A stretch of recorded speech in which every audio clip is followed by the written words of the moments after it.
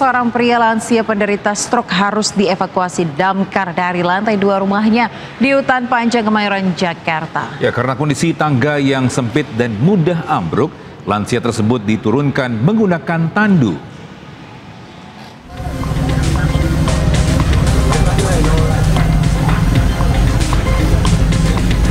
Petugas Sudin Pemadam Kebakaran Jakarta Pusat mengevakuasi pria lansia yang terserang stroke dari sebuah rumah semi permanen di Jalan Utan Panjang, Kemayoran. Pihak keluarga meminta bantuan damkar karena kesulitan mengevakuasi lansia tersebut dari kamar di lantai 2. Selain akses yang cukup sempit, kondisi tangga kayu yang rapuh termakan usia dikhawatirkan ambruk saat dinaiki banyak orang. Petugas akhirnya memutuskan untuk mengeluarkan lansia tersebut menggunakan tandu lewati balkon dan atap rumah. Meski berjalan cukup dramatis hingga memakan waktu 1,5 jam, pasien akhirnya berhasil dievakuasi keluar rumah. Usai dievakuasi, lansia tersebut kemudian dilarikan ke rumah sakit terdekat untuk mendapatkan perawatan medis.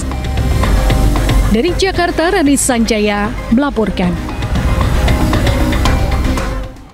Pemirsa, polisi gerebek sebuah pabrik ekstasi rumahan di kawasan Kedoya Utara, Jakarta Barat. Petugas mengamankan ribuan pil ekstasi dan bahan mentah serta mesin pembuat ekstasi.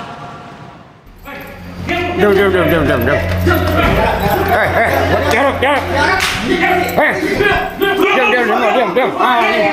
Pabrik nih. Cetakan. Masih cetak nih. Diam.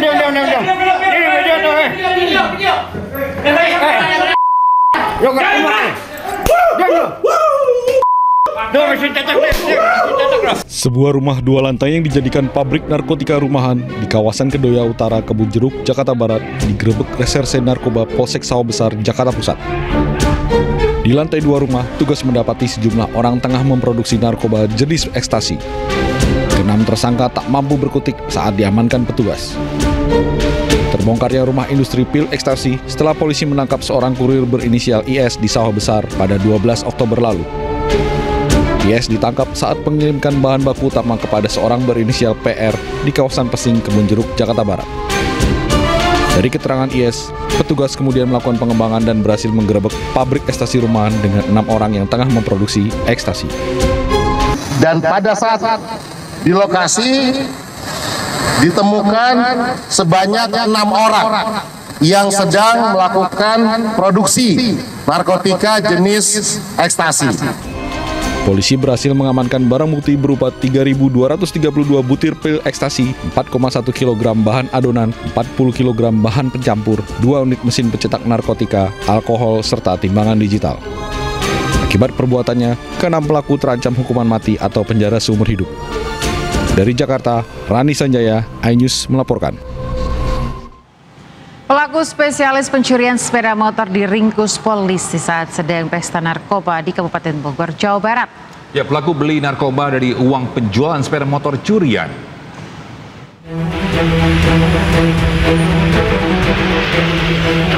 Satreskrim Polsek Parung Panjang menangkap pelaku spesialis pencurian motor di wilayah Rumpin, Kabupaten Bogor, Jawa Barat. Pelaku ditangkap saat sedang pesta narkoba. Para pria ini mencuri sepeda motor beserta uang puluhan juta rupiah yang tersimpan dalam jok kendaraan.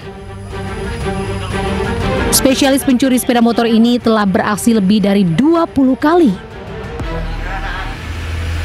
Sepeda motor curian dijual, lalu uang penjualan barang curian dibelikan narkoba jenis sabu.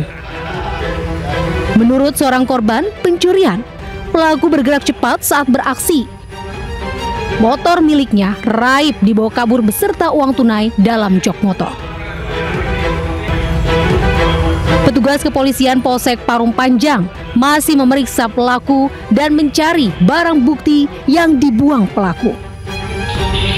Dari Kabupaten Bogor, Jawa Barat, Iwan Setiawan melaporkan. Bisa kecelakaan beruntun melibatkan 5 kendaraan terjadi di Jalan Raya Jogja, Magelang, Jawa Tengah. Ya, akibat kecelakaan ini pemirsa 2 orang luka dan proses evakuasi berlangsung dramatis lantaran korban terjepit badan mobil.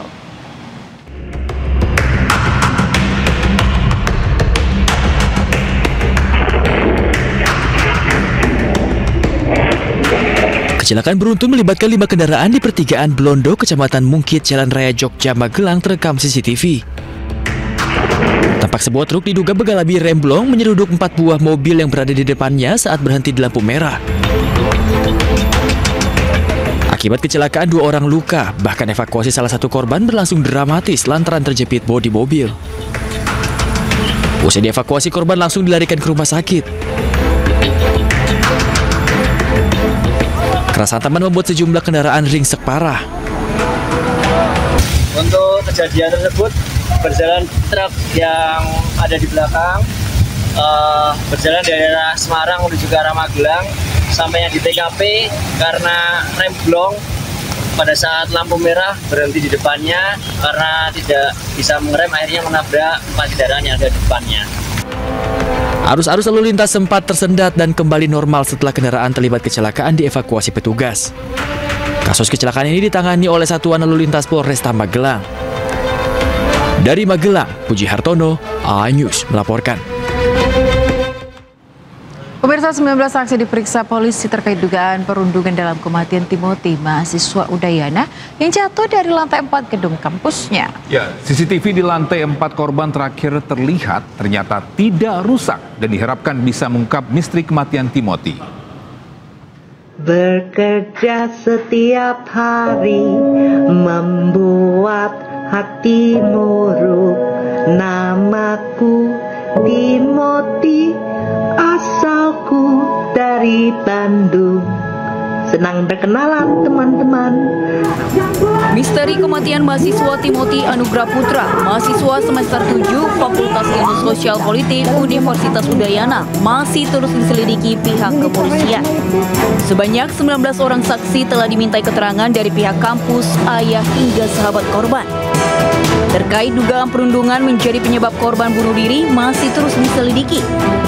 Namun dari keterangan sejumlah saksi termasuk sahabat korban, tidak pernah mengetahui Timothy menjadi korban perundungan karena korban termasuk anak yang pintar dan disegani kawan sangkatannya. Pembuktian apakah ada mungkin unsur perundungan atau pembulian terhadap korban sehingga mengakibatkan korban bunuh diri, nah itu masih dalam proses penyelidikan dari kami. Terkait bukti CCTV di lantai 4 lokasi korban diduga melompat, dari keterangan pihak polisi, CCTV tersebut tidak berfungsi sejak tahun 2023. Namun pihak kampus Universitas Udayana membantah kamera pengawas di lokasi rusak dan menyatakan CCTV di gedung fisik berfungsi, namun ada lokasi blind spot saat peristiwa terjadi. Dari Denpasar, Indira Ari, iNews melaporkan. Pemirsa, keluarga Kepala Cabang Bank BUMN almarhum Muhammad Ilham Pradipta mendatangi Polda Metro Jaya. Ya, keluarga mendesak penyidik untuk jerat tersangka dengan pasal pembunuhan berencana.